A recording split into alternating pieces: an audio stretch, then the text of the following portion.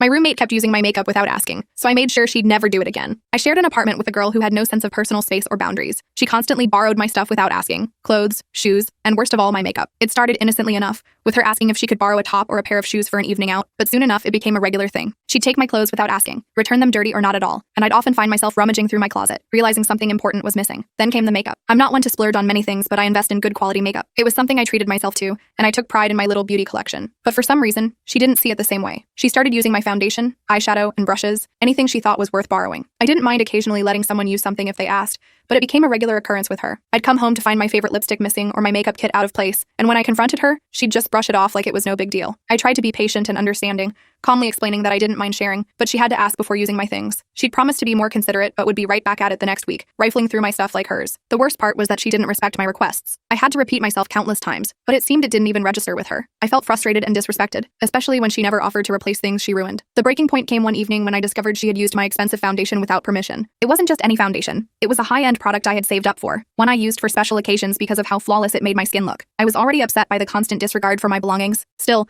when I noticed the foundation bottle sitting on my vanity with a noticeable smear on the top, I was beyond annoyed. To make matters worse, she hadn't bothered to clean the bottle. I was furious. I had given her many chances to respect my things, but she took them without a second thought. That was the moment I decided I'd had enough. I wasn't going to let her get away with this behavior anymore. I came up with a plan. I went to the dollar store and picked up the cheapest, oldest foundation. It was awful, thick, greasy, and nothing like my usual brand. I also grabbed some self-tanner, a little dark for my skin tone, and mixed it in. The result was a thick, orange mess that looked nothing like the natural shade of my expensive foundation. I swapped out my real foundation with this cheap concoction and left it on my vanity, knowing she'd inevitably use it. The weekend rolled around, and sure enough, she took the bait. I watched as she used the new bottle of foundation, oblivious that it was an awful shade and texture. I didn't say a word. She left for her party, and I waited. The next day, she returned home, furious. She stormed into the apartment, ranting about how people had been laughing at her all night because her face had looked like an Oompa Loompa. She hadn't realized until she was halfway through the evening that her face was bright orange. I tried to keep my composure, but couldn't help the little smirk that tugged at my lips. She was still fuming as she complained about the embarrassment. I looked at her, pretending to be sympathetic, and said, "Oh no, maybe it wasn't your shade." I didn't mention anything further, but she knew exactly what had happened. After that incident, she never once touched my stuff again. It wasn't the most mature response, but sometimes you must take matters into your own hands when all else fails.